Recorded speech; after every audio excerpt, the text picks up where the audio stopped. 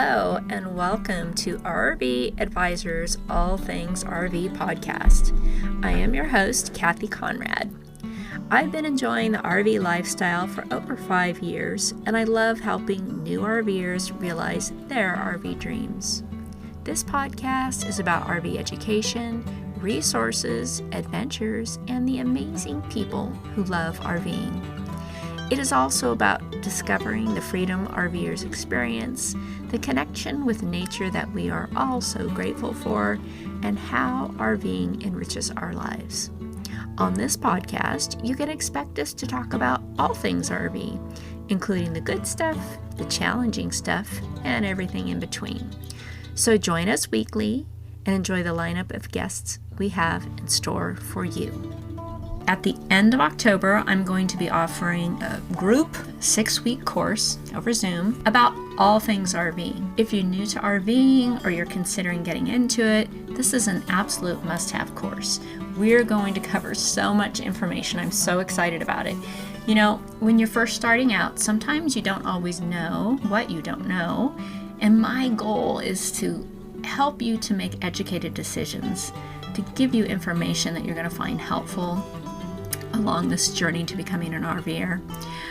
My goal is to save you money, save you time, and help you to avoid costly mistakes, and really to get you on the road with confidence. So this will be a weekly 90-minute call over Zoom as a group, which will also include question and answer time. But I just have a huge amount of valuable information to share with you in hopes of making your RV experience the best it can be. Registration is now open. You can visit my website at 𝑎𝑟𝑣𝑎dvisors.net. Click on the upper right corner. It says join our upcoming course. And there's information there. There's a link to take you to the details of the course. So take a look at that. But I have to tell you, this is a super good value. I normally do one-on-one coaching. This group setting is going to be a great value for people. So if you wanted to work with me, this is a great time to do it. It's running from Thursday, October 31st through Thursday, December 12th, skipping the week of Thanksgiving. So hop on my website, take a look at the details. If you have any questions, feel free to either send me an email at kathy@𝑟vadvisors.net, or there's also a chat button on the website.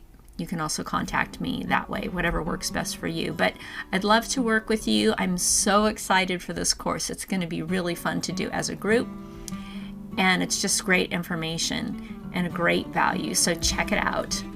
Hey friends, and welcome back to the podcast. Well, the seasons are definitely changing here in Idaho, and I actually had a friend tell me this week about a situation with her son. He had several years ago brought his toy hauler from California and brought it to Idaho, and he was not aware that he needed to winterize. Hadn't crossed his mind. So, you don't know what you don't know.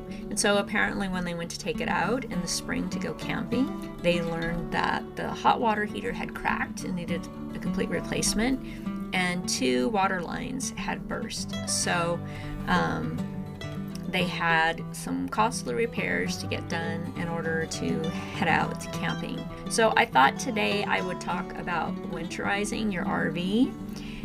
Winterizing your RV for storage and winterizing your RV if you're living full-time look very different. So I'll talk about both of those today, and I will tell you about our experience last winter because we decided not to skirt. And the reason we did is because we have an outdoors RV travel trailer, and it's a true 4 seasons trailer with dual pane windows, insulated and heated underbelly. It has a residential insulation in the ceiling and 2-inch thick high density styrofoam walls, with fiberglass laminate on the exterior, and then the wallboard on the interior is laminated. We have been winter camping many times, even in the snow, and not had a problem because it's built for it. So we did not skirt the RV. We hooked up the heated hose, we wrapped the sewer pipe with heat tape, but we didn't skirt. So temperatures were getting pretty low. We got down to about -1, and one morning we realized that the water was not flowing in the bathroom, which is towards the front of the trailer, but it was flowing in the back in the kitchen. So we're like, oh no. So my husband quickly got some insulation board and cut and fit that around the bottom of the trailer and stuck a light, right under the plumbing area of the front bathroom. So within probably 24 hours, whatever little freeze happened defrosted. So we got really lucky, so there was no damage at all. So this year is supposed to be, according to the Farmer's Almanac, Boise region is supposed to experience La Nina conditions, which means we might have more snowfall and more rain and colder temperatures than normal. So this year we'll be proactive and we'll go ahead and skirt since we're not going to be leaving and camping this winter. So let's talk more about, winterizing for when you're living full time in your rig. So skirting it, and there's different options out there, and I'm still researching it, haven't decided exactly, but we've got to decide soon because we want to get it done this month. There's, the vinyl skirting, there's even an insulated vinyl skirting, there's an insulation board, there's another product called air skirts, which the video I watched, a review of that, they work really well, but they're very expensive also. So there's lots of options and of varying costs. So we'll figure out some sort of skirting and then a couple of light bulbs underneath. Some people use space heaters. My son ordered, it's like a diesel heater that blows air underneath. I don't think we need to go that extreme because we are so well insulated and heated in our underbelly. I think we can go somewhere in between. And that also includes, you need to do the heated hose so that you can refill our fresh water tank. Our big challenge is the filter. It's not heated like the hose, so we'll figure that out. Last winter, I believe we took it off and brought it inside, and we just hook up the filter when we were going to fill the tank. We don't generally stay hooked to city water. And then we heat tape the sewer pipe, which also helps to melt the snow. We actually have hard piped our trailer to the sewer system. The other thing, as far as inside for winterizing at nighttime, or if the temperatures are really low during the day even, I'll open the cabinets that have the plumbing in them. So underneath the bathroom sink and underneath the kitchen sink, I'll open those cabinets slightly so that they get some warm air in there. Because if you've ever camped in the winter, you might notice when you open a cabinet to get your dishes or whatever out, there's cool air coming out of the cabinet. So opening those will help your plumbing as well. So we do that. We keep an extra space heater for the inside if we need it, always being cautious to buy one that has a good safety rating and, automatically turns off if it tips over or anything like that. It's not something we leave running when we're gone. A lot of rigs also have electric fireplaces that also produce heat that are nice to have, really nice to have. And then you don't necessarily need a space heater, just depending on how big your rig is and how much space you're having to heat. Ours is small, 24 foot, heats up fast in here, so we don't need too much extra. And so that's for the inside and the outside. If you're living in your rig, if you're planning on storing your RV in the wintertime, which a lot of people do, ideally, the best of scenario is indoor storage. The elements, either summer or winter, are hard on a rig, and they will last longer if they're stored indoors, but not everybody can do that. So if you're storing outdoors, then of course you need to prevent freezing of your plumbing and your hot water heater and that. So you need to drain your fresh water tank, make sure there's no water in there. So you pull that valve and empty that. You want to drain the hot water heater and make sure it's turned off and cool. Remove the drain plug or the anode rod and allow the water to flow out, and open the pressure relief valve to speed up that process. You'll want your black and gray tanks drained and run that black tank flush. Try to have it all as clean as you can. and then open your low point drains, and that's the lowest point where your water system allows you to drain the water from the pipes. And then open the hot and cold low point drains until no more water is coming out. And then there's also a place where you can actually blow it out as well. And you can either do this stuff for yourself, or you can take it like to a dealership or to a repair shop that does winterizing. There's places out there that do it, so if you're not comfortable doing it yourself. And then you'll want to bypass the water heater when you go to add the RV antifreeze, because you don't need to put it in there. As long as you've drained the water out of there, you're fine. You don't need to put it in the hot water heater.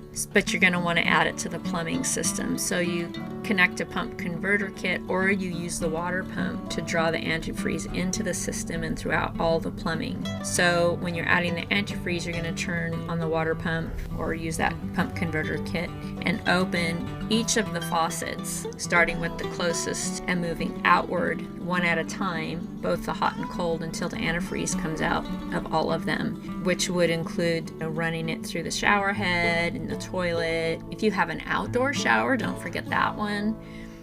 And any other water outlets. And then once it's circulated throughout the whole plumbing system, you can turn all the faucets off and pour a small amount of antifreeze down the drains and into the toilet to protect the P-traps in the holding tanks. So with that done, you should be okay and not have any damage to your plumbing and such. And I have not had to do that, but I've heard it doesn't really take very long to do it. So, or you could have it professionally done. And then as far as your batteries go, if you're in a cold climate, you're going to want to disconnect them and store them in a dry place that's not exposed to freezing temperatures, and store them fully charged and check on them periodically. You might want to put them on a trickle charger just to save the life of the battery.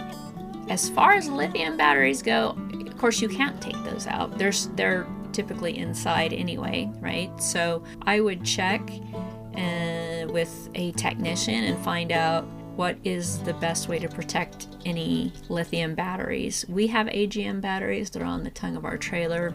They were fine, but they don't have any liquid in them. And so the lithium batteries are very expensive, so make sure you find out what's the best way to protect your batteries if you're storing your rig and you're in a cold climate. And then you want to make sure, and the same thing if you're living in your rig, it's a good time in the fall to get on and inspect your roof, make sure all the seals are good and there's no cracks or openings where water could get in, because that's like an RV's worst enemy is moisture penetration, so don't want to have that. And if you are not able to store indoors or park under covered RV storage, then there's also the option of getting a cover that's designed for winter use. You just want to make sure it fits snugly, but allows also for ventilation to avoid mold or mildew buildup, especially if you're in a moist climate. And inflate your tires to the recommended PSI, and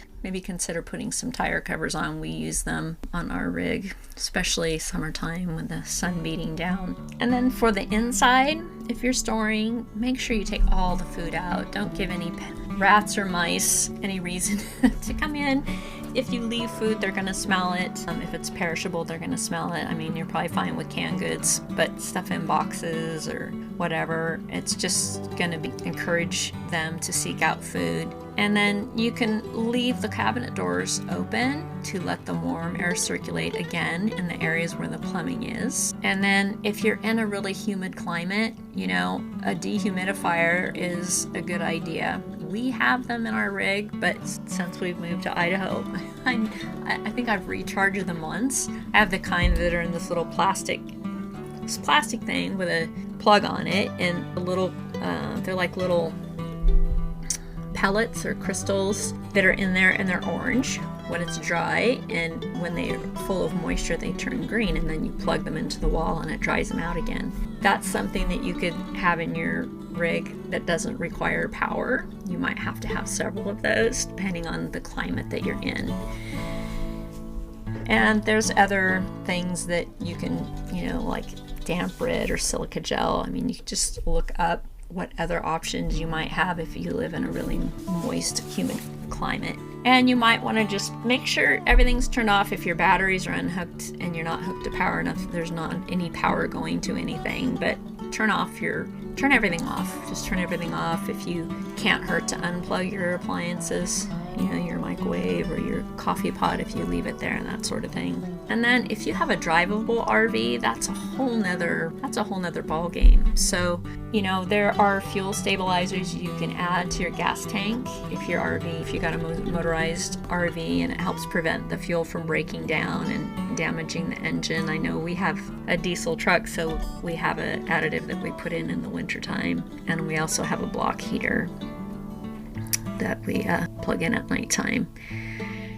And for oil, changing the oil, some RV owners like to change the oil before they leave it in storage for the winter, as the old oil can contain some contaminants that could cause damage over time. So any of those things that can help to preserve the function of your RV while it's stored is good to look into. And then you'll want to double check that all the windows and vents are securely closed, and ensure that your propane tanks are turned off and all electrical appliances or components are turned off, like your hot water heater, turn that switch off, your water pump. So all these things will help to protect your RV from the freezing temperatures. The other thing you might think about, if you're in a really snowy climate and your RV is outdoors, the snow load on your rooftop.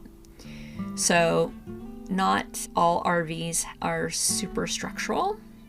Ours is a fully walkable roof, and I think last winter my husband got up there one time and kind of swept the snow off. It was probably fine to leave it, but depending on what kind of rig you have, you might want to inquire with the manufacturer if you're in a very snowy climate and you don't have cover over it. At what point do you need to get up there and knock the snow off the top of it? So I hope you find this helpful and you can learn from my friend's son's mistake of not winterizing and our mistake of not skirting.